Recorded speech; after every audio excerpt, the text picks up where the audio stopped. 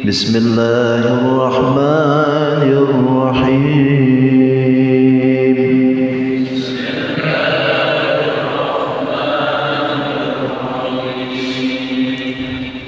Alhamdulillahi Rabbil Alamin.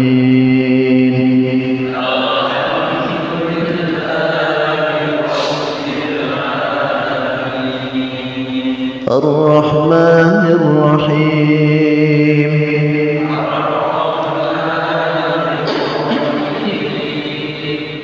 Maliki Yawmiddin.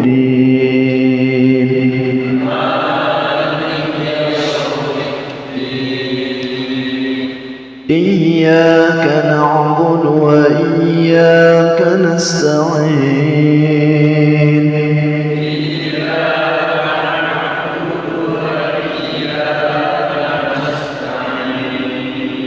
Ihdinas siratal mustaqim.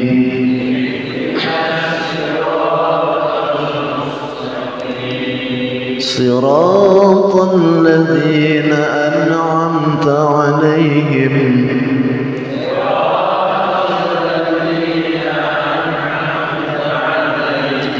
ghairil maghdubi 'alaihim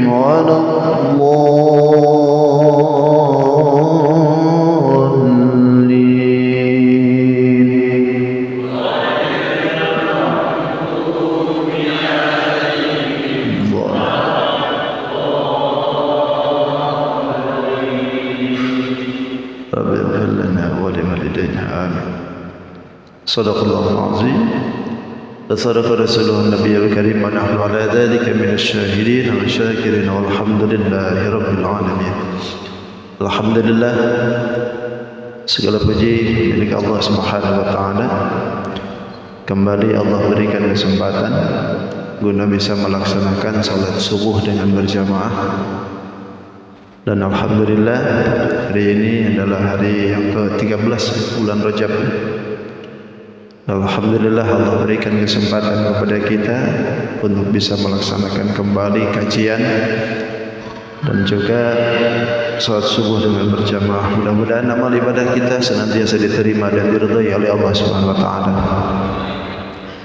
Yang kedua, salawat dan salam tidak hentinya semoga dibawakan kepada junjungan kita Sayyidul Mustafa wal Murtada habibana wa syafi'ana wa qurrati a'yunina Sayyidina Muhammadin sallallahu alaihi wasallam.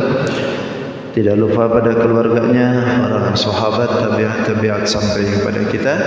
Yang mudahan kita pun khususnya berkumpul di tempat ini nanti di yaumil qiyamah senantiasa diaku sebagai umatnya. Amin ya rabbal alamin.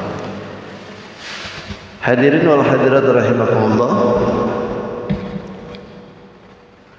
Sebelum kita melanjutkan kajian, terlebih dahulu saya mintakan suratul Fatihah bagi jemaah semua, wabil khusus kepada guru kami yang maghrib tadi dipanggil oleh Allah Subhanahu wa taala. Jadi di pondok saya itu, Pondok Gelar, sebelum kemarin Hawal itu tanggal 1 Rajab itu kan biasanya suka mengadakan Hawal yang ke-29 tahun. Sebelum Hawal itu meninggal pulang ada salah satu keluarga pondok, mantunya. Sehabis Hawal, guru saya juga Kiai Haji Zandan Mukhtar meninggal. Dan seminggu lagi dari situ, malam tadi meninggal lagi Kiai Haji Zki Banzen. Sama-sama 3 guru ini langsung begitu, seminggu. Allahu Akbar. Saya sedihnya gak bisa balik, gak bisa bertemu dulu, sedih saja. Tapi kita doakan saja, kita baca suratul Fatihah. Mudah-mudahan beliau diampuni segala kesilapannya, diterima iman Islamnya, dan ditempatkan di sisi Allah Subhanahu wa taala, dan bisa berjumpa dengan baginda Rasulullah Muhammad sallallahu alaihi wasallam.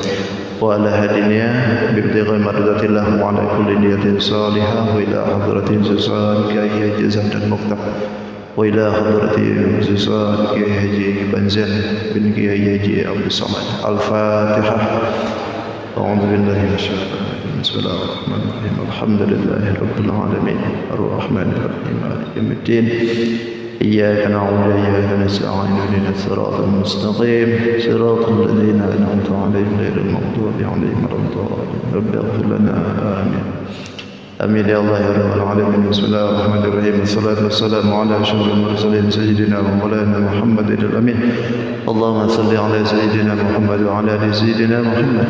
اللهم اجعله وسيلة ثواب ما قرأناه من كلامك العزيز بعد القبول منا هدية واصلة ورحمة نازلة وبركة شاملة إلى حضرة النبي محمد صلى الله عليه وسلم ثم إلى حضرة جميع الأنبياء والمرسلين والأولياء والشهداء والصالحين والعلماء العاملين والمصنفين وجميع الملائكة المقربين ولكل وأصحاب كل وأتباع كل وإلى روح أبينا سيدنا آدم وبنا سيدتنا حواء وما تناسلوا بينهما إلى يوم الدين ثم إلى روح وسوسان شيخي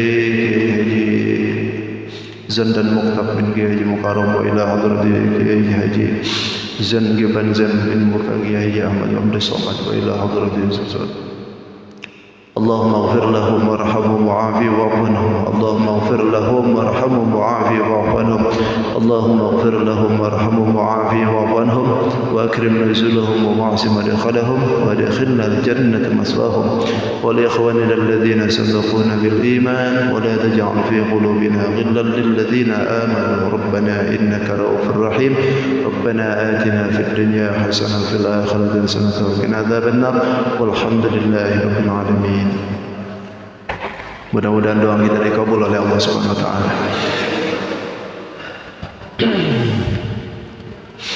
Jadi beliau berdua inilah yang berjasa mengajarkan saya, termasuk yang mengajarkan tafsir ini. Bahkan beliau sendiri yang memberikan nama pondok Al-Qalari itu dari Kiai Haji Zandan Muqtaf itu. Tadinya harapan besar itu ketika pembukaan itu beliau hadir. Bahkan kemarin itu sempat agenda sebelum meninggal itu tanggal 18 Maret itu mau diagendakan ke Samarinda, mau datang ke saya, termasuk datang ke Kaltara. Ada 2 pondok yang dituju oleh beliau, tapi rupanya Allah berkehendak lain. Allah lebih memilih untuk berkunjung ke sana daripada ke sini. Masya Allah. Dan dua-duanya itu sehat, Pak. Sehat. Nggak ada gejala-gejala mau meninggal gitu. Cuman begitu pas merasa sakit di sini, bawa ke rumah sakit, udah meninggal. Masya Allah. Nggak ada. Biasa aja negatif. Makanya semua orang kaget semua. Habis awal datangan bareng-bareng rame-rame, ini datang lagi semua. Habis itu seminggu kemudian datang lagi semua. Masya Allah. Baik, bismillahirrahmanirrahim. Sampai mana kemarin? Oh, baru isti'adzah dengan bismillah ya. Baru isti'adzah dengan bismillah aja kemarin. Kita lanjutkan.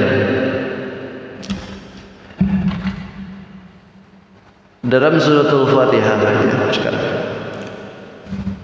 Suratul Fatihah ini nama-namanya sudah kan suratul Fatihah? Belum kah? Belum juga ya. Baik. Suratul Fatihah ini salah satu nama dari nama-nama yang ada di suratul Fatihah itu. Dalam ilmu tafsir itu disebutkan bahwasanya nama suratul Fatihah itu bukan hanya Al-Fatihah saja, tapi ada 20 nama yang disematkan kepada suratul Fatihah. 20 nama ini memang kesemuanya bertalian dengan apa yang ada di dalam suratul Fatihah itu. Kok banyak betul itu namanya? Karena ada kaidah begini, kasratul asma tadullu ala syarfil musamma. Jadi banyaknya nama itu menunjukkan akan mulianya yang dinamai. Jadi kalau mau bikin nama jangan sedikit, panjangin aja sekalian. Ya, mau bikin nama anak, panjangin aja, jangan tanggung. Adi Muhammad Reza Al-Faryasi. Pokoknya semuaan kakeknya buyutnya dibawa semua deh. Gak apa-apa. Asal yang mengandung doa. Yang mengandung doa. Kayak para ulama kan begitu. Imam Ghazali itu nama yang terkenalnya kan kampungnya itu, Kampung Ghazlah. Tapi nama aslinya itu Muhammad bin Muhammad bin Muhammad bin Muhammad Al-Ghazali. Bapaknya dibawa, kainya dibawa, eyangnya dibawa, kampungnya pun dibawa. Jadi itu sebuah nama itu akan menunjukkan mulianya yang nama ini. Berikan nama yang terbaik, sekaligus juga tidak sedikit. Nah ini juga sama. Surat Al-Fatihah ini memang mempunyai banyak nama. Di antaranya yang sering kita kenali itu adalah surat Al-Fatihah. Kenapa disebutkan surat Al-Fatihah? Karena Miftahul Kitab. Ini membuka kitab. Karena kitab ini dibuka dengan surat Al-Fatihah, maka disebutlah surat Al-Fatihah ini sebagai Miftahul Kitab. Yang kedua, Fatihatul Kitab. Kalau tadi miftah atau bisa jadi kunci. Miftah itu bisa jadi kunci. Yang kedua, Fatihatul Kitab, pembukanya kitab Al-Qur'anul Karim. Hampir mirip dengan tadi. Yang ketiga adalah Ummul Quran, induknya dari segala Quran ini. Karena dari setiap kitab itu menginduk kepada Al-Qur'anul Karim. Bahkan ada bahasa yang begini menyebutkan Bapak, ma'anil kutub majmu'atun bil Qur'an wa ma'anil Qur'an majmu'atun bil Fatihah wa ma'anil Fatihah majmu'atun bil basmalah wa ma'anil basmalah majmu'atun bil ba'. Intisari dari setiap kitab yang diturunkan oleh Allah itu dikumpulkan semua di dalam Al-Qur'anul Karim. Kitab itu yang sudah diturunkan itu berapa semuanya? Perasaan saya sudah ngomong pernah? Kelupaan ya? 4 ya? 4 itu yang wajib diketahui. Sejatinya kitab yang diturunkan oleh Allah itu jumlahnya 104. Pernah ngomong gak ini? Belum kah?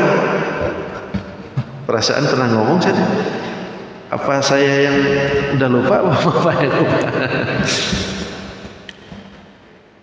Itu kitab itu 104 semuanya. Tapi yang memang yang wajib diketahui hanya 4 saja. Zabur, Taurat, Injil dan Al-Qur'anul Karim. Selebihnya memang tidak wajib untuk diketahui. Tapi kalau mau ketahui nggak apa-apa. Jumlahan yang 100 itu diantaranya diberikan kepada Nabi Allah Sis alaihissalam sebagian. Ada apa Sis? Oh ada. Maaf. Tapi ini belum dikasih kitab.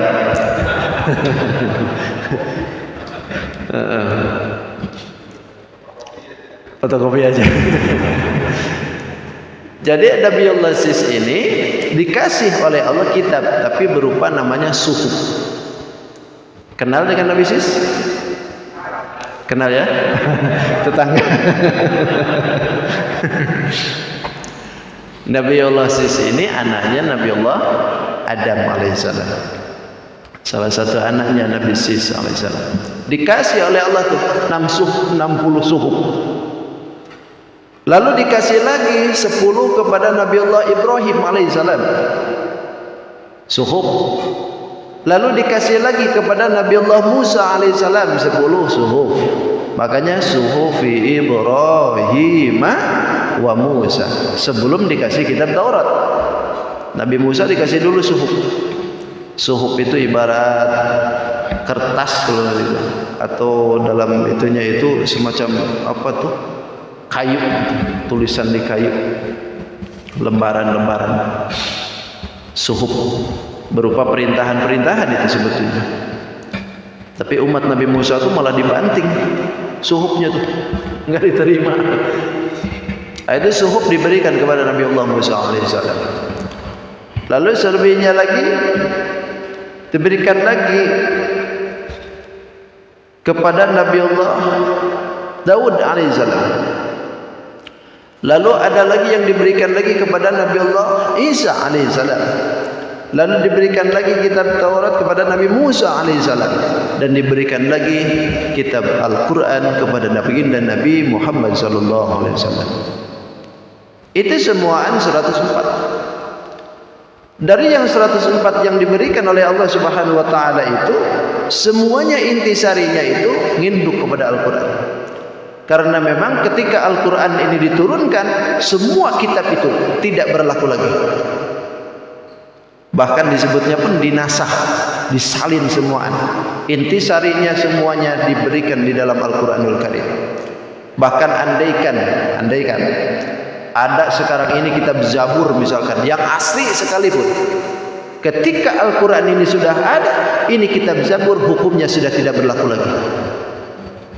Karena ketika baginda Nabi sudah datang, Al-Quran sudah turun, semuaan hukum harus nginduk dengan Al-Quran. Bahkan Nabi Allah Isa alaihissalam nanti kan menjelang kiamat doa turun lagi kan, bersamaan dengan Imam Mahdi.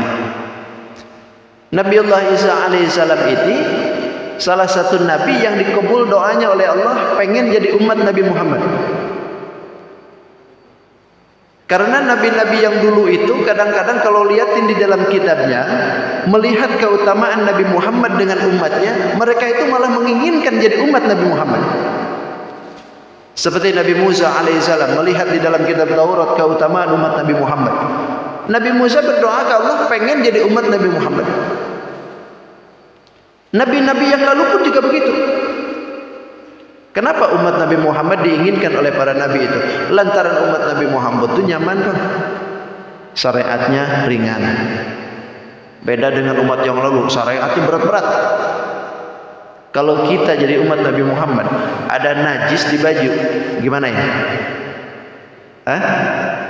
Tinggal bersihkan aja kalau hilangkan najisnya, bersihkan bajunya, terus dipakai lagi baju. Tapi umat Nabi Ibrahim alaihissalam harus dipotong. Bajunya bolong-bolong, ada najis dipotong. Tobat umat Nabi Muhammad cukup bacain istighfar, sholat tobat, ampuni ke Allah, minta maaf, minta halal, tinggalkan segala maksiatnya, beres. Tapi umat Nabi Musa coba, tobatnya bunuh diri. Bisa tidak? Berat.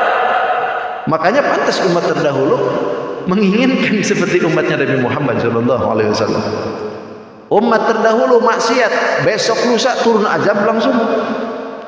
Tapi umat Nabi Muhammad maksiat seumur hidup nggak diazab oleh Allah, adem-adem aja, santai-santai aja gitu. Kenapa? Lantaran Allah memandang Nabi Muhammad SAW, menginginkan jadi umat Nabi Muhammad. Termasuk Nabi Isa alaihissalam, begitu liatin keistimewaan umat Nabi Muhammad, Nabi Isa pun berkata pengen jadi umat Nabi Muhammad. Ini nabi, ini rasul, pangkatnya ulul azmi, diberikan kitab, melihat keutamaan umat Nabi Muhammad, pengen jadi umat Nabi Muhammad. Ini sudah jadi umat Nabi Muhammad, kok berlomba pengen jadi nabi?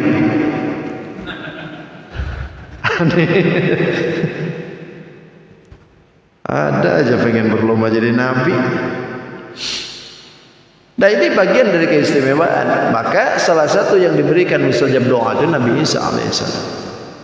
Di samping Nabi Isa itu sendiri mempunyai tugas untuk menyelesaikan perselisihan antara umatnya kan, dan juga sekaligus memberikan kabul doa.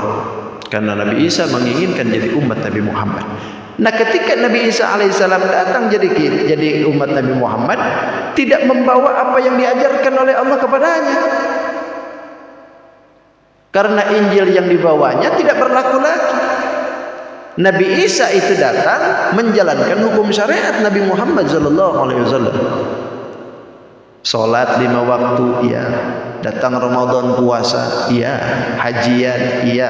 Bahkan nanti ada sempat nikah, pengen menjalankan sunnah Nabi Muhammad SAW. Tidak menjalankan Injil. Karena Injil pun yang kalau seandainya sekarang ini ada yang asli, tidak berlaku sebetulnya. Yang asli ya, tapi yang asli nggak ada. Nggak ada lagi sebetulnya yang asli. Sudah berbagai versi kalau sekarang. Jadi semua nginduk dengan Al-Quran. Hukum-hukumnya sudah disalin ke Al-Quran. Itu. Terus kemudian di dalam makna Al-Quran itu sendiri pun semuaan disalin maknanya di dalam Al-Fatihah. Intisarinya ada di dalam suratul Fatihah. Karena semua yang akan dibicarakan nanti setelah surat Al-Baqarah, Ali Imran, An-Nisa, Al-Maidah, Al-A'raf dan sebagainya tuh, itu semuaan di dalam suratul Fatihah kan sudah dimulai. Allah ceritakan masalah ketuhanan dimulai dengan Alhamdulillah. Allah sebutkan alam semesta Rabbil Alamin. Allah sebutkan kasih sayang Ar-Rahman Ar-Rahim. Allah ceritakan masalah Raja Maliki. Allah ceritakan masalah kiamat Yaumiddin. Allah masalah hidayah Ihdina. Allah menceritakan Siratal Mustaqim. Allah ceritakan jalan orang yang dulu dan yang akhir.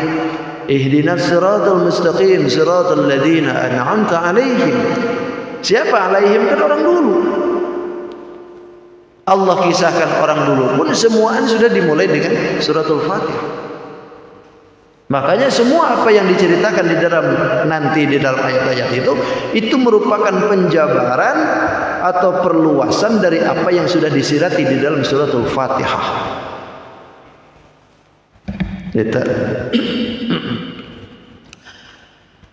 Kemudian suratul Fatihah ini pun juga intisarinya ditarik lagi di dalam Bismillahirrahmanirrahim.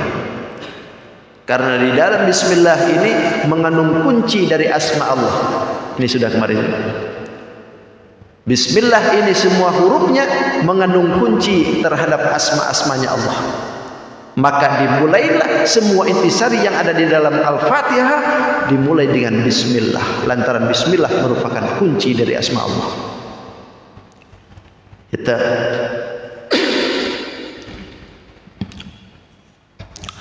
nah ini merupakan bagian dari keistimewaan suratul Fatihah. Dijadikan induk. Dijadikan induk.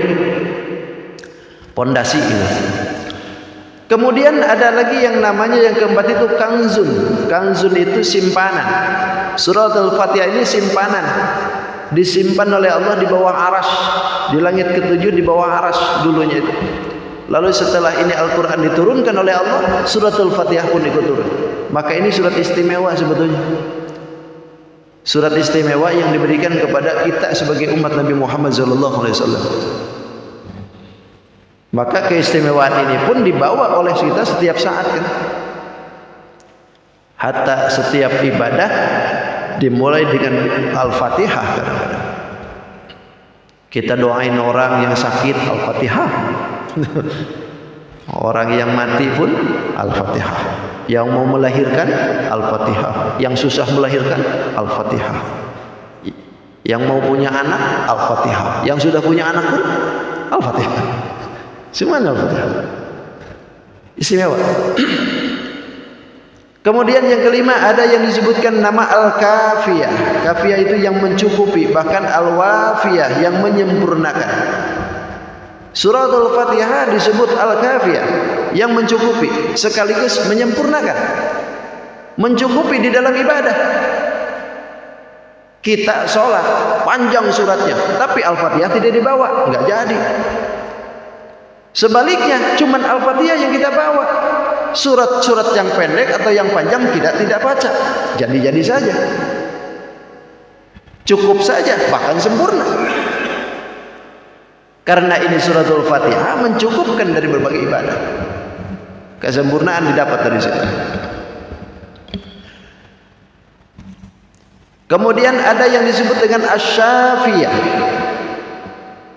Bahkan syifaun, yang ketujuh dan kedelapan ini disebut asy-syafiyah dan juga syifa. Asy-syafiyah itu berarti penyembuh, syifa obat. Suratul Fatihah jadi obat yang penyembuh sekaligus menjadi obat. Ini kan istimewa. Kita ini sebetulnya kurang yakin aja hidup tuh. Cari-cari sana sini gitu kan obat. Padahal di depan mata sudah ada. Cuman kurang keyakinan aja. Kurang keyakinan. Kalau memang kita ini sudah diberikan keyakinan full dengan ayat-ayat Allah, sebetulnya suratul Fatihah ini sudah cukup menjadi penyembuh. Gak mesti harus ditakuti dengan apa yang ada gitu. Tinggal suratul Fatihah aja yakini oleh kita.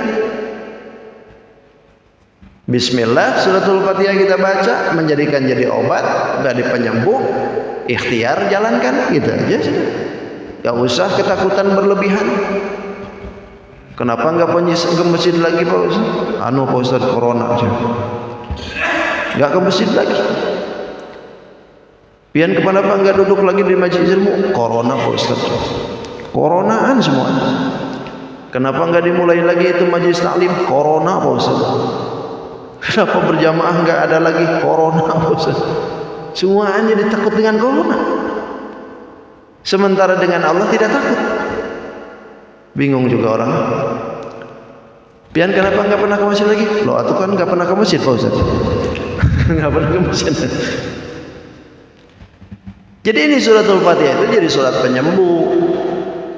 Surat yang menjadikan kita ini menjadi obat. Tinggal kita yakini. Bahkan syifaun min kulli da'in, menjadi obat dari segala penyakit. Segala penyakit.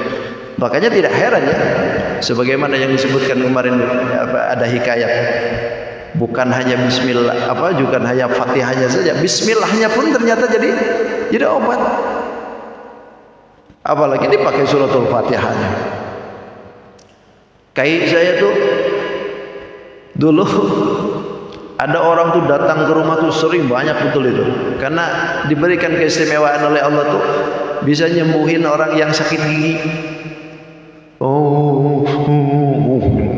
Datang ke situ suratul Fatihah jadi bacanya tuh alhamdulillahirabbil alamin arrahmanirrahim sampai dikelang-kelang itu. Pulangnya ketawa dia. Itu. Pada suratul Fatihah aja yang dibacanya tuh. Tapi ketika kita yang baca suratul Fatihah malah tambah parah. Inilah kehebatan yang kalau sudah ditampakkan oleh Allah ya. Jadi sebetulnya bukan bacaan Fatihahnya yang tidak sama sebetulnya Fatihahnya. Cuman keyakinan yang beda. Mungkin kayak kita ini keyakinannya full, tapi kitanya keyakinannya setengah-setengah. Kayak orang kesurupan lah. Bacain ayat kursi aja nggak mempan gitu. Kenapa kok nggak mempan? Apakah ayatnya yang salah? Bukan ayatnya yang salah, sampeyan yang salah. Baca ayat sudah ketakutan duluan. Itu kan begitu. Allahu la ilaha illallahul qayyum. Dideketin, jangan deket-deketin. Baca ayat sudah ketakutan, berarti lebih takut dengan jin daripada takut dengan yang punya ayat. Kan itu masalahnya. Kalau jin itu liatin kita sudah ketakutan begitu, makin jadi dia. Apalagi kalau sudah tunduk dengan jin, aku mau kopi pahit. Oh, disediain kopi pahit. Berarti sudah tunduk dengan jin itu. Lain sudah cerita itu. Jadi yang begini-begini itu sebetulnya keyakinan yang beda. Kalau keyakinannya full, keyakinannya luar biasa, kita manteng diri dengan Allah, sebetulnya ayat segini aja jadi gitu. Gak mesti harus cari ayat ruqyah yang banyak gitu. Mungkin kita hafalkannya pun dari ayat ini, capek itu, butuh puluhan tahun itu bisa itu di otak gitu. Nah itu jadi bagian dari kita sebetulnya. Maka suratul Fatihah ini jadi syifa sekaligus jadi obat. Kemudian ada lagi nama dari suratul Fatihah ini As-Sab'ul Masani. Sab'ul Masani ini kitab Al-Qur'anul Karim, suratul Fatihah 7 ayat yang diulang-ulang. Ada diulang-ulang di mana? Suratul Fatihah ini kan diulang-ulang dalam setiap sholat. Diwajibkan oleh Allah 17 kali lagi. 4 duhur, 4 asar, 3 maghrib, 4 isya, 2 subuh. Semuaan pakai Fatihah. Enggak dibaca suratul Fatihahnya, enggak jadi. Maka ini bagian dari rukun yang tidak boleh dilewatkan dalam sholat. Maka sabul masani ini, walaupun ada yang tanpa bismillah. Kemudian ada lagi yang menyebutkan surat An-Nur, cahaya. Ada lagi yang menyebutkan ini disebutnya surat Ar-Raqiyah. Raqiyah itu tinggi. Kedudukan suratul Fatihah ditinggikan oleh Allah karena memang dari 114 kitab Al-Fatihah lah yang didulukan karena mempunyai kedudukan. Ar-Raqiyah. Kemudian ada suratul Hamdi Wasyukri. Suratul Fatihah ini pun disebut surat Alhamdu dan Asyukru. Surat muji sekaligus syukuran. Karena di dalamnya ayat pertama pun sudah memulai itu. Alhamdulillahirabbil alamin. Kemudian suratul doa. Suratul Fatihah ini surat doa. Maka pantas ketika orang itu membaca suratul Fatihah, ujungnya diaminkan. Ghairil maghdubi alaihim waladdallin. Amin. Sunnah dengar orang baca suratul Fatihah, aminkan. Karena suratul Fatihah ini surat doa. Bukankah di dalamnya minta hidayah? Ya. Di dalamnya minta pertolongan? Ada. Di dalamnya kita penyerahan diri dengan Allah? Ada. Itu kan doa. Ketika orang berdoa ya aminkan. Gitu. Ini baca suratul Fatihah baik di dalam sholat ataupun di luar sholat. Ada orang dengar baca Fatihah, aminkan. Karena itu doa. Siapa tahu aminkannya kita ini menjadi doa yang diijabah. Bukankah kalimat amin itu memang di dalam Al-Quran tidak ada, tapi sunnah dibawa. Sunnah dibawa. Bahkan ada ulama yang menyebutkan amin itu salah satu hurufnya kan 4 amin. Amin, alif, mim, ya, nun. Amin. Bisa dibaca amin, bisa dibaca amin. Boleh. Sama-sama. Amin ini hurufnya 4. Satu demi satu huruf dari 4 huruf ini diciptakan oleh Allah satu malaikat. Yang mana ini malaikat ini ketika orang membacakan atau melafadzkan kalimat amin, malaikat ini pun berdoa kepada Allah, istajib doa ya Allah. Jadi malaikat ini bertugas untuk menjawab orang yang menyebutkan kalimat amin. Jadi kalau amin kita dibarengi dengan aminnya malaikat, kabul doa. Ini pan susah bener ngucapin amin itu. Allahumma hdina fi man hadait. Diam aja. Makmum tuh diam aja. Padahal paling tidak amin. Wa afina fi man afait. Amin. Wa tawallana fi man tawallait. Amin. Semua amin. Harusnya rame amin. Ini diam aja. Entah ngantuk kah gitu. Panjangan atau enggak mau amin gitu.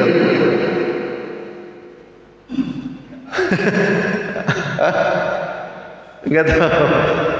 Amin ini ketika kita lafadzkan, malaikat itu ikut jawab gitu.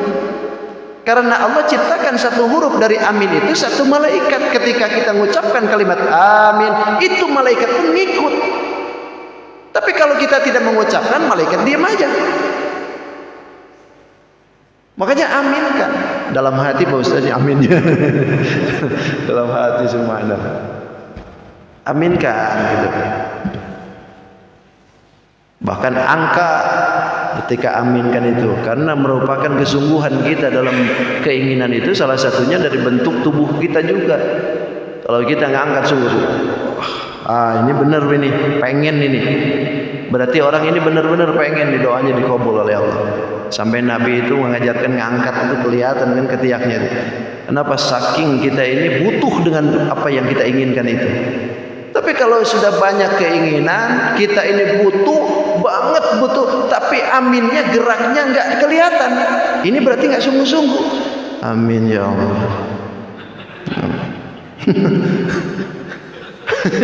Amin ya Allah. Apa ini? Amin itu angkat ini. Amin ya Allah. Amin. Gak kelihatan kata Allah sungguh-sungguhnya. Gak bisa. Orang yang berdoa tapi tidak sungguh-sungguh, doanya gak jadi. Bukan Tatan Biol Gopilin kan menyebutkan begitu. Harus kelihatan sungguh. Kalau kita ini meminta rahmat ke Allah, minta hidayah, minta rezeki, angkat. Ya Allah. Paling tidaknya begini. Gitu. Jangan begini. Itu. Anda juga begini. Ini baru semedi. Kalau begini. Umat muslim buka, tangannya buka. Gitu. Paling tidak begini. Kenapa tidak begini, Ustaz? Takut moncor. Itu. Jadi kan. Ya paling tidak begini gitu. Angkat. Atau bisa jadi. Itu. Tapi kalau sudah amin. Itu tidak sebuah. Ini minta rahmat, minta hidayah, minta apa yang diinginkan oleh kita dari hal kebaikan dunia akhirat, angkat tangan. Tapi ketika itu doanya tolak bala, balikin. Allahumma dafa'annal bala, wa dafa'annal bala wal ghala wal fahsya wa qitalal muqatilin wasyala sa'ilin wal hasidin wal qarana. Tolak. Gitu. Jangan begini. Kalau begini ini minta. Makanya pantas koronya datang. Gitu. Kalau begini minta. Jadi ini kinayah. Kalau doanya kita minta rahmat, minta baik-baik. Kalau tolak malah baik. Itu. Allahumma hdina fi man hadait, amin. Wa dafa'nal bala, amin. Lagi gini. Itu kaifiat para ulama menyebutkan begitu. Saya ini gini aja Pak Ustaz deh. Ya monggo enggak apa-apa. Tapi kalau datang apa yang diinginkan itu ternyata datangnya lain. Karena kita aja. Minta rahmat harusnya begini, malah begini. Giliran doa tolak bala malah begini. Itu. Itu harus tahu ya. Jadi segi gerak tubuh itu pun juga menentukan. Bukankah roman kita pun juga menentukan kan? Kalau senyum berarti ada sesuatu kan? Kegembiraan dalam hatinya. Itu roman itu menunjukkan apa yang ada dalam hati. Roman kita ini akan menunjukkan apa yang ada di hati kita. Kalau senyum-senyum, berarti senang hatinya tuh. Tapi kalau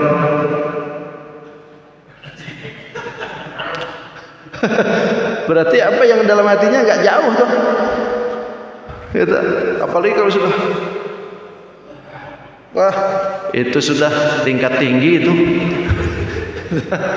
Itu lain sudah. Makanya awas hati-hati, roman itu kelihatan. Kan ahli apa tuh? Ahli muka itu apa namanya tuh? Yang bisa kelihatan kan dari gelik matanya aja sudah kelihatan. Bahasa tubuh lah disebutnya dah. Jadi kalau dia itu ngomong tapi matanya ke atas itu bohong berarti. Iya. Bapak nih selingkuh? Enggak. Tapi matanya ke atas. Bohong gitu. Tapi kalau matanya enggak, aku tekankan enggak. Berarti benar. Enggak. Tapi kalau udah muter-muter, nah ini cari-cari alasan. Itu sudah kelihatan. Kok ke situ ya ngaji itu? Sama mana? Jadi suratul doa, jadi suratul Fatihah ini aminkan ketika ada orang walaqolin, amin, ramaikan aja, itu ramaikan. Apalagi ada yang di satu masjid itu amin tuh panjang Pak, pakai nada. Begitu walaqolin,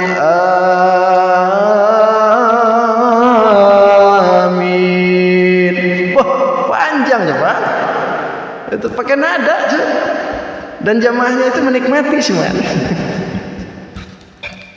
Ini sudah walaqolin, amin. Weh.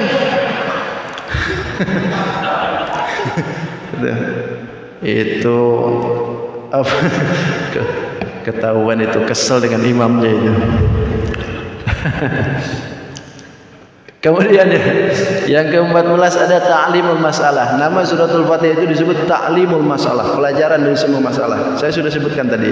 Jadi semuaan yang akan diceritakan di dalam surat-surat yang lain itu semuaan di dalam suratul Fatihah itu sudah dimulai. Makanya ta'limul masalah. Karena mencakup kesemuaan. Kemudian yang disebut yang ke-15-nya ada suratul munajat. Suratul Fatihah pun disebut surat munajat. Artinya minta apapun itu dalam suratul Fatihah sudah ada. Minta pertolongan, nasta'in, ihdinas siratal mustaqim.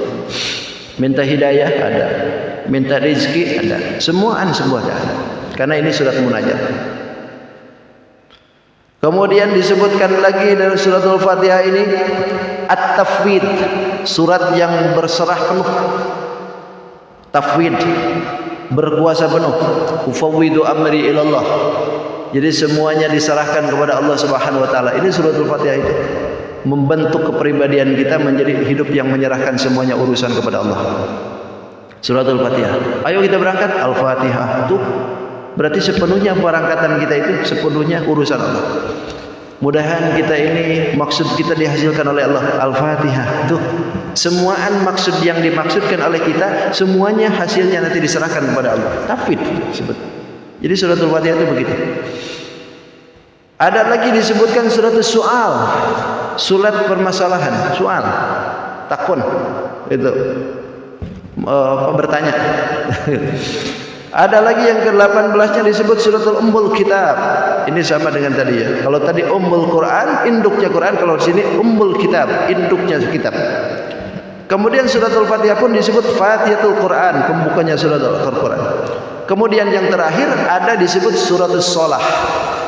Ini Al-Fatihah disebut surat salat. Karena memang di dalam suratul salat kita yang kita lakukan ini semua ada Fatihah. Bahkan dalam Fatihah itu ada dalam satu hadis qudsi disebutkan begini. Qusimatis sholati baini wa baina abdi. Dibagi surat salat ini, Al-Fatihah maksudnya, antara aku dengan hambaku, kata Allah, nisfain, dua bagian. Nisfuha dari sebagian itu li untukku, kata Allah, wa nisfuha abdi, sebagiannya untuk hambaku. Di mana letaknya? Pertama ketika kita mengucapkan Alhamdulillahi Rabbil Alamin, kita ini sadar atau tidak, dirasa atau tidak, Allah tuh menjawab. Ketika kita mengucapkan Alhamdulillahi Rabbil Alamin, Allah menjawab hamdani abdi, hambaku telah memuji aku. Makanya berikan jawaban gitu ketika kita baca suratul Fatihah itu. Tidak diperkenankan tergesa-gesa itu maksudnya gitu. Supaya apa yang dijawab itu oleh Allah sendiri itu sudah diketahui. Karena setiap kali Alhamdulillah, Allah itu menyebutkan majidani abdi, hambaku telah memuji abdi. Kita ini telah memuji Allah, lalu Allah pun menjawab hamdani abdi, hambaku telah memuji aku. Senang Allah. Lalu yang kedua ketika kita mengucapkan Ar-Rahmanir Rahim, Allah pun berkata isni alayya abdi, hambaku telah menyanjung aku. Hambaku telah menyanjung aku. Senang Allah. Ketika kita mengucapkan Maliki Yaumiddin, majdani abdi, kata Allah, hambaku akan bertemu dengan aku. Maliki Yaumiddin, hambaku akan bertemu dengan aku. Bahkan ketika kita mengucapkan Iyyaka na'budu wa iyyaka nasta'in, Allah pun berkata hadhil ayatu baini wa baina abdi wa li abdi ma sa'al. Ini ayat, kata Allah, antara aku dengan hambaku. Wa li abdi ma sa'al, dan bagi hambaku apa yang dipinta. Maka inilah yang ayat yang diberikan itu. Dua bagian itu ayat ini. Separuh untuk kita, separuh untuk Allah. Bahkan kata Allah, wali abdi ma sa'al, untuk hambaku apa yang dipinta. Makanya ini disebut surat su'al tadi kan, surat permintaan. Apa sebetulnya di situ yang dipinta? Walaupun kita ini tidak ngomong di situ, Allah tahu keinginan kita. Dari rumah kita nggak punya duit, sholat kita iyyaka na'budu wa iyyaka nasta'in. Allah tahu pian pengen duit. Gitu. Jadi nggak perlu ngomong sebetulnya. Kita ini sudah diberikan oleh Allah. Ketika kita mengucapkan iyyaka na'budu wa iyyaka nasta'in, Allah tahu keinginan. Makanya pantas ada orang yang tidak sholat itu dipakirkan hidupnya oleh Allah. Kenapa? Lo nggak pernah minta kok. Kenapa saya ini susah hidup, ekonomi susah, rezeki susah, anak bini susah? Karena kita ini kadang-kadang ada yang tidak mau sholat. Itu ada Pak Ustadz yang sholat juga kok susah betul, hidupnya susah juga. Itu bukan berarti susah terus-terusan. Pasti dari dengan adanya kita ini iyyaka na'budu wa iyyaka nasta'in, itu kesusahan lambat laun dikurangi oleh Allah, bahkan bisa jadi hilang. Berkah daripada baca suratul Fatihah. Tapi kalau orang tidak pernah baca suratul Fatihah sama sekali, mau bagaimana hilang kesusahan. Makanya Habib Abdullah menyebutkan, ada Habib Abdullah yang suka ceramah itu, kalau orang itu nggak pernah sholat, lalu susah hidupnya, syukuri katanya. Loh, kenapa harus disyukuri? Karena dia nggak sholat itu berarti hidupnya mau susah. Sekarang Allah susahin, berarti ijabah doa. Bener gitu. Maka syukuri. Gitu. Jadi sebetulnya kita ini minta apa enggak dalam suratul Fatihah itu sudah diberikan oleh Allah. Makanya kata Allah, wali abdi ma sa'al, untuk hambaku apa yang dipinta. Ketika kita mengucapkan lagi ihdinas siratal mustaqim, siratal ladzina an'amta 'alaihim ghairil maghdubi 'alaihim waladdallin, maka Allah pun berkata, fahaulai li abdi wa li abdi ma sa'al, ini semua untuk hambaku dan bagi hambaku apa yang dia pinta. Maka kita mengucapin amin. Minta yang mana? Yang ada di otak kita. Kalau diperinci satu persatu, kita nih enggak, semuaan pengen kan? Semuaan itu ini pengen, itu pengen. Semuaan kalau diperinci nggak ada habisnya kita. Karena memang kemauan kita itu kemauan manusia ya. Kalau seandainya kata Nabi dikasih satu jurang, satu lembah yang penuh dengan emas, ketika dikasih itu pasti menginginkan satu jurang yang sama yang penuh lagi dengan emas. Itu tabiat manusia. Karena tidak akan ada kepuasan. Tidak ada kepuasan kecuali kata Nabi illat turab, kecuali dengan tanah baru puas.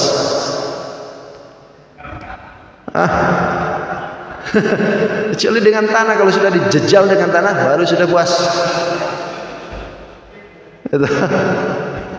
Mati pulang maksudnya.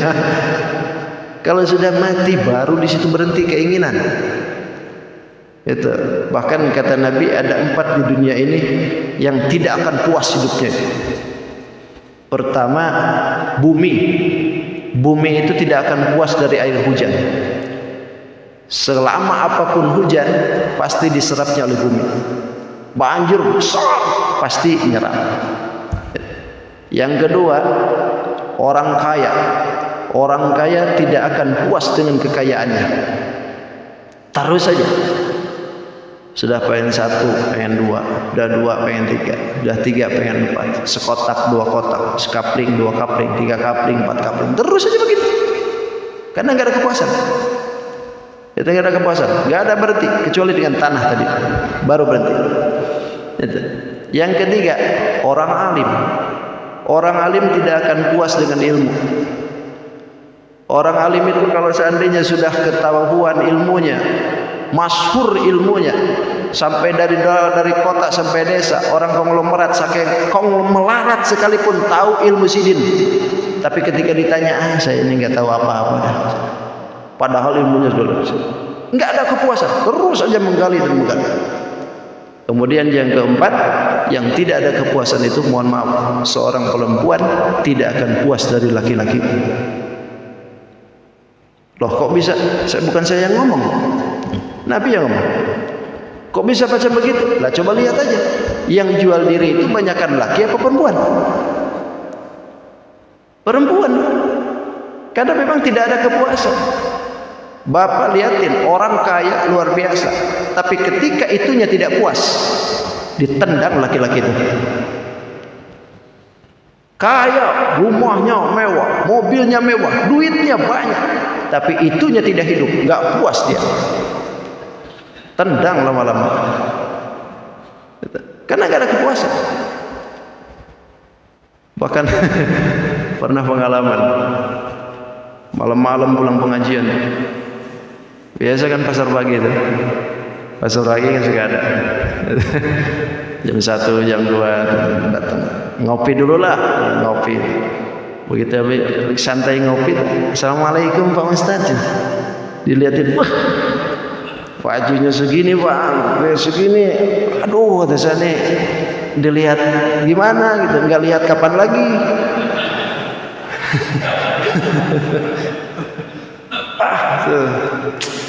Masya Allah. Jadi saya ngapain di sini? Biasalah Pak Ustaz. Kita lagi nunggu pelanggan. Oh pelanggan. Emang belum dapat Kak? Udah sih. Wih, masih nunggu juga. Udah dapat berapa? Baru 3 Pak Ustaz. Baru 3 aja. Masih nunggu coba. Mau berapa lagi itu? Aduh.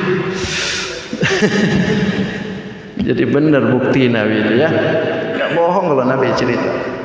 Itu bukti ya. Jadi ke perempuan itu gak ada kepuasan dari laki-laki. Dan itu bisa dibuktikan oleh bapak lah. Gitu. Maaf yang belum kawin, gak usah dengar. Ini menunjukkan bahwa semua ini gak ada kepuasan. Tidak ada kepuasan.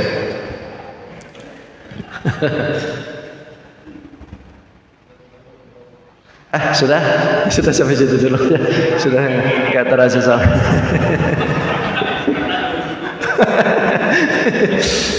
Sudah sadaqallahul azim wa sadaqa rasuluhun nabiyul karim wa nahnu ala dzalika minasyahidin wasyakirin walhamdulillahi rabbil alamin. 20 nama berkalian dengan suratul Fatihah.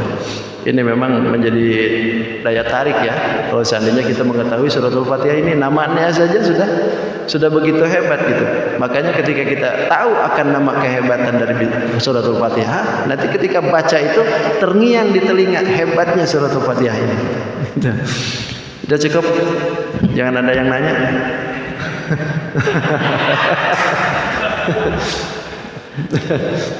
Apa? Ini belum. Waalaikumsalam warahmatullahi wabarakatuh. Mendengar surat Fatihah yang menjadikan kita lebih mudah-mudahan lebih mantap. Benar.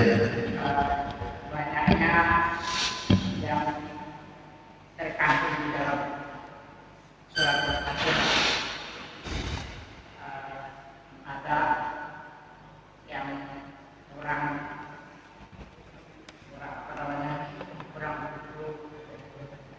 yakin tentang ingin saya tanyakan Ustaz akan bertanya apa yang pertama ada 2 Ustaz.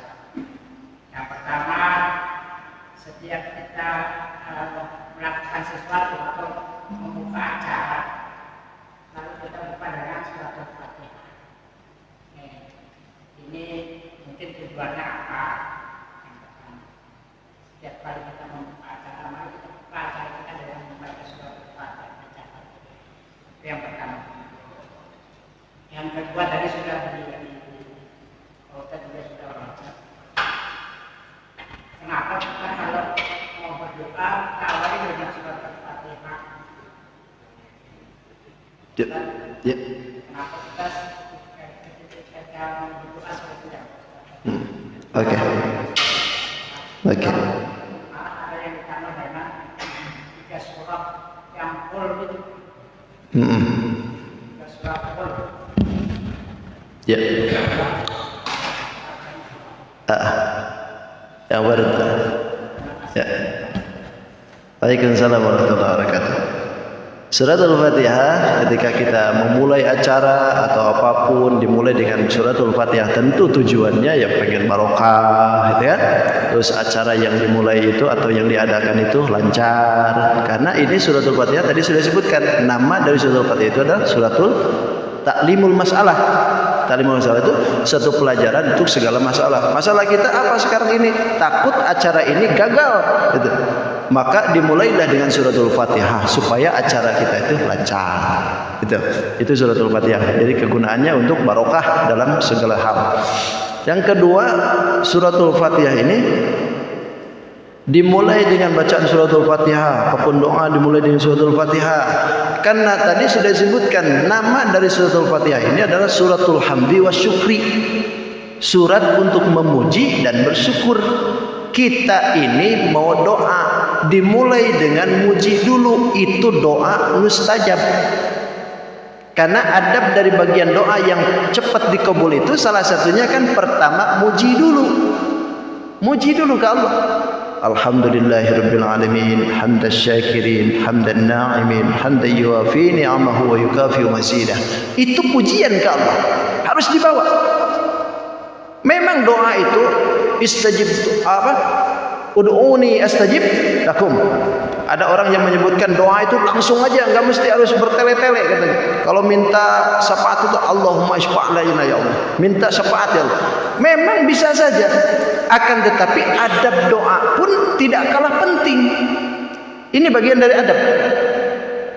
Kita berdoa kalau pengen dikabul oleh Allah cepat, adabnya bawa. Salah satu adab itu adalah baca pujian dulu. Setelah kita memuji, baru menyebut nama Nabi Muhammad, baca sholawat. Setelah kita baca sholawat, baru minta. Nanti sehabis minta, muji lagi. Itu sholawat lagi. Jadi awalan muji dengan sholawat, akhirnya pun muji pulang dengan sholawat. Maka qabul doa cepat kalau begini. Itu.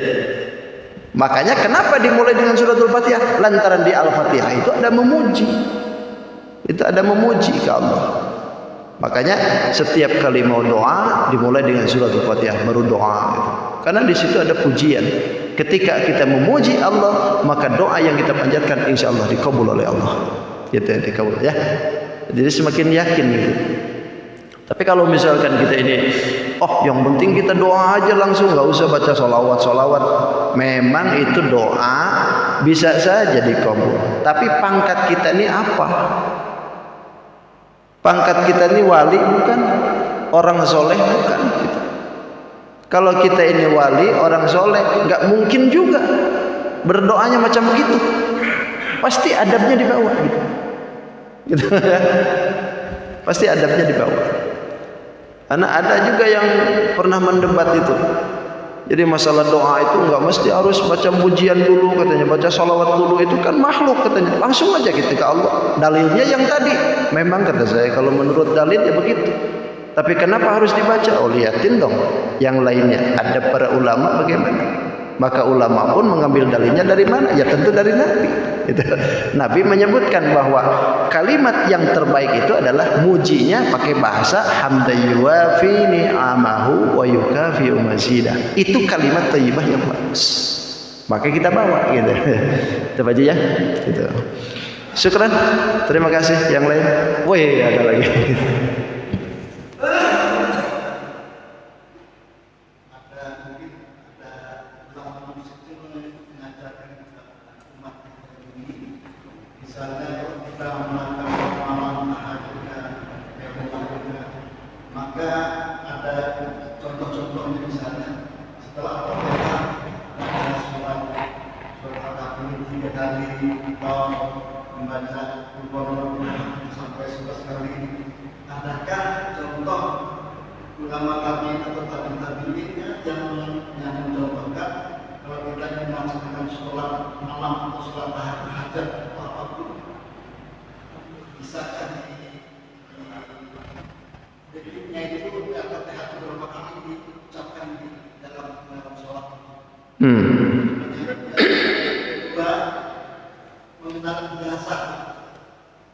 Apakah misalnya Pak Nanti mengajarkan kepada misalnya mengenai memasukkan masuk ke kita atau Ibnu Jabar mengenai ayat-ayat untuk melunasi hutang segala jasa atau bagaimana? Ini kan tidak banyak sekarang ini. Kalau ada jasa nanti berkabel setelahnya begitu. Ya kan seperti misalnya penghormatan artis sholat Nabi sallallahu Ya. Apakah memang hati ini mengajarkan kepada para sahabat kepada memberikan sinatang Ya. Baik.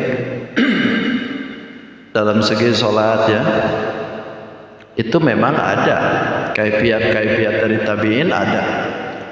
Kan tabi'in itu salah satunya ya Imam Malik itu tabi'in kan. Imam Malik itu tabi'in. Itu dalam kitab-kitabnya banyak mengajarkan tentang tata cara sholat. Memang dalam kaifiat kita sholat sunnah ya, sholat sunnah itu pasti banyak yang caranya itu beda-beda. Tergantung dari ulama-ulamanya yang bawa dari guru-gurunya juga gitu. Termasuk dari mana dari sananya? Ya tentu dari ulama-ulama yang para sahabat gitu. Karena ulama yang menuliskan hukum di zaman tabi'in itu selalu melihat apa yang dilakukan oleh sahabat. Sahabat Umar misalkan melakukan perbuatan sholat malamnya seperti ini, lalu mereka tulis. Imam Syafi'i juga begitu. Jadi apa yang ditulis oleh mereka ini sebetulnya bukan rekaan sendiri, tapi melihat kelakuan para sahabat. Kalau sahabat yang melakukan ya dari mana? Tentu dari Nabi kan. Itu semua itu dari Nabi. Dan Nabi itu sholat malamnya kan beda-beda. Sholat tarawih aja kan beda-beda. Itu kadang di rumah sini 8, di rumah sana 20, di rumah istrinya yang sana 36, yang di sana lagi 100. Jadi semuaan ketika itu terjadi, mana yang diambil? Gitu. Yang kita bisa, yang kita mampu, yang penting ada sholat malam. Caranya jangan keluar dari situ. Gitu. Asal dalilnya jelas. Kalau di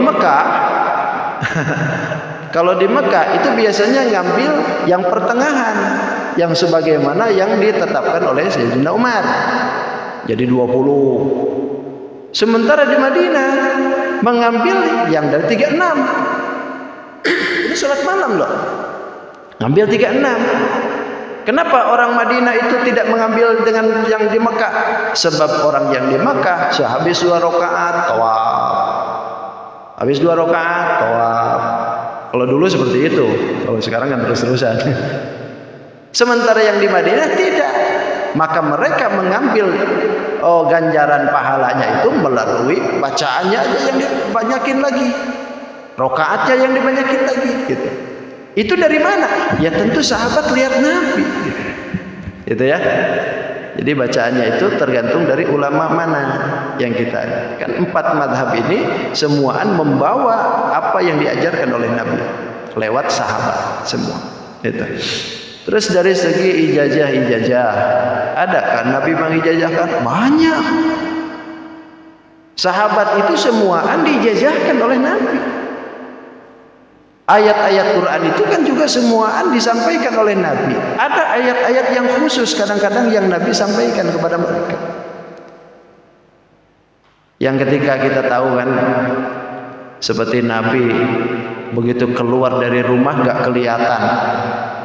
Itu kan ayat tertentu yang dibaca.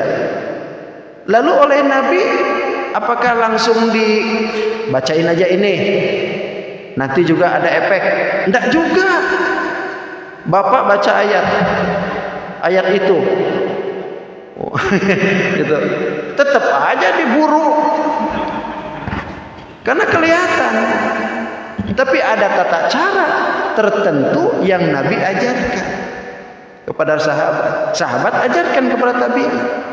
Makanya ulama itu gudangnya ribuan masalah, ribuan rahasia Nabi.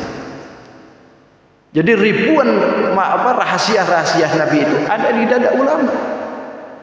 Termasuk pengkajian kitab Al-Quranul Karim yang sering kita baca, kok ulama ini punya keistimewaan padahal dari ayat situ yang diambil. Kenapa bisa begitu? Lantaran ada tata cara yang kita sendiri tidak tahu. Hanya ulama itu yang tahu.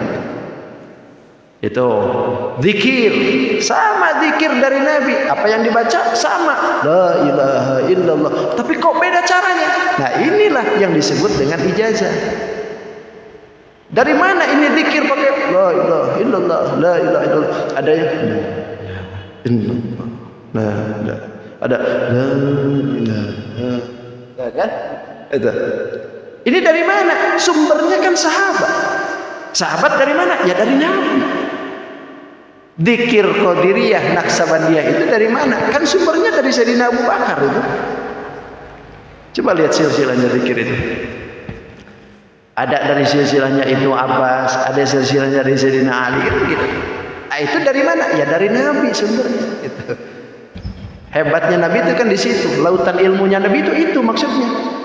Jadi semua yang dilakukan oleh sahabat ini sumbernya dari Nabi. Coba bayangkan ilmu Nabi luar biasa.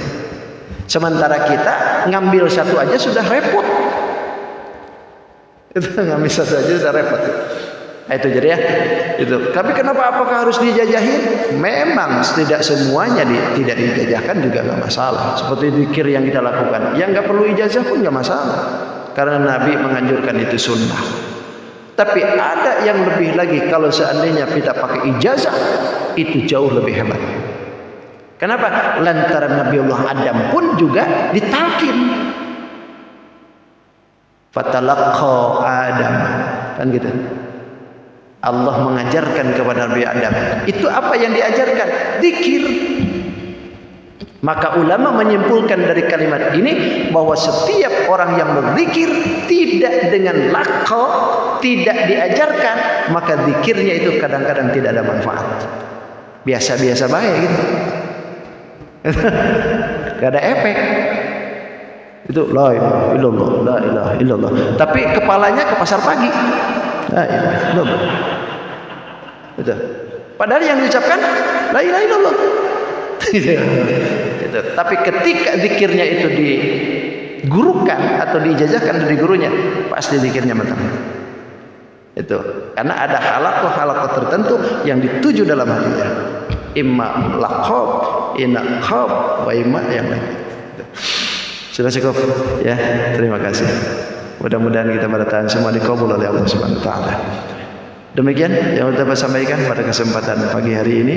Insyaallah kita ketemu lagi di sesi yang akan datang. Hadanallahu wa iyyakum ajmain. Assalamualaikum warahmatullahi wabarakatuh. اللهم صل وسلم على سيدنا رسول الله اجمعين. بسم الله الرحمن الرحيم. الحمد لله رب العالمين حمد الشاكرين حمد الناعمين حمدا يوافي نعمه ويكافي مزيده. يا ربنا لك الحمد كما ينبغي لجلال وجهك الكريم وعظيم سلطانك. اللهم صل على سيدنا محمد وعلى ال سيدنا محمد. اللهم رب انفعنا بما علمتنا. ربي علمنا الذي ينفعنا. ربي فقهنا وفقه اهلنا وقربت لنا في ديننا. توسلنا بتعالم أن ترزقنا الواسع وأن ترزق الآمنة.